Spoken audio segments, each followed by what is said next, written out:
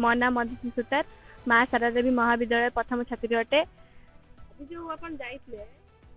Hyderabad NSS तरफ नाचिया बहुत बहुत खुशी अच्छे आम फास्ट प्रथम होती भी धन्यवाद देवी आम धल सार को एत माने हैदराबाद एत दूर जगह को आमको केते पूरा ठीक से नहीं कि जावाई खाया पीया सब माने आमको ठीक ठाक नहीं जावाई आम तो बहुत खुशी अच्छु आम सर्टिफिकेट फास्ट हो नेशनल नेम रे आम भी पुणी आउ थे भी जीवु जनवरी मसरे एति कही मो ना जमुना जेना मु माँ शारदा देवी महाविद्यालय +2 फर्स्ट ईयर छात्री अटे। आज जो अपन जाइए एनएसएस तरफ हैदराबाद नाचिबा आज केते खुशी बहुत खुशी अच्छु आम प्रथम लाभ जेतन करछु आम बहुत खुशी अच्छु। ओडिशा आमर नंबर 1 होगी आसी 16टा डिस्ट्रिक्ट राज्य आम बहुत खुशी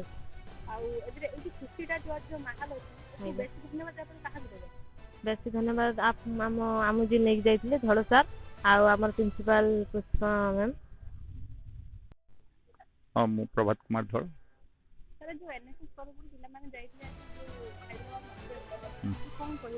एनएसएस ये इंटीग्रेशन कैंप आम 5टा कॉलेज रु 10 जन छात्र छात्री नहीं जाइलु हैदराबाद रे आम पिला उच्च कोटीर सांस्कृतिक कार्यक्रम संपन्न करथिले एवं हैदराबाद सरकार द्वारा से भी पुरस्कृत होते सेठी मते भी बहुत खुशी लगे जहाँ मो पिला माने प्रथम अधिकार कर सांस्कृतिक कार्यक्रम रे प्रथमे एवं से डिसिप्लिन आमको संबर्धना दिगला एवं समस्त छात्र छात्री मानक मु स्नेह श्रद्धा मोर हूँ मधुस्मिता जमुना मोर अति सुंदर भाव से कार्यक्रम को आगु को नहीं एवं कॉलेज तरफ मोर हूँ सीएचसी कोऑर्डिनेटर विश्वमोहन जेना डॉक्टर विश्वमोहन जेना साधुवाद जनइबी जहाँ मत सुजोग देथिबारु हैदराबाद नेशनल इंटीग्रेशन कैंप एवं मैडम पुष्पांजलि राउत तांकर भी हमर सहयोग अच्छी जहाँ मो श्रीधर भाई मो पाखरे अच्छी से भी मत बहुत प्रेरणा जगी प्रति मुहूर्त टेलीफोन करी मते सब पचारते केमी चलती कौन कर भी श्रेय अच्छी एटी कैंपर जहाँ भी हुए भी 50% सब श्रेय देवी कारण जड़े एकला जीवन में किसी करें आगू नेले किसी सहयोग निहाती लोड़ा एवं छात्र छात्री मान सहयोग भी निहाती अपरिहार्य पिला माने आगू आसतु एनएसएस जोग दिंतु एनएसएस जातीय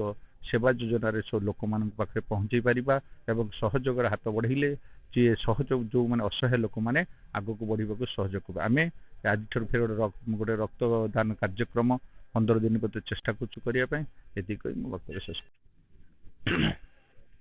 मो अध्यापक श्रीधर साहू माँ शारदा देवी उच्च माध्यमिक विद्यालय पूर्वतन कार्यक्रम अधिकारी बड़ खुशीर कथा आम उच्च माध्यमिक विद्यालय जाइथिबा ओडिशा टीम रो मुख्य हो जाइथिबा आमर वर्तमान कार्यक्रम अधिकारी अध्यापक प्रभात धड़ एवं छात्री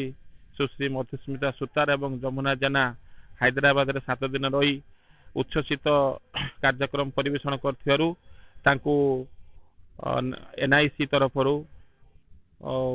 प्रथम स्थान अधिकार करछंती एवं आज आम महाविद्यालय तरफ उच्छ्वसित संबर्धना आमर अध्यक्षा महोदय प्रदान करछंती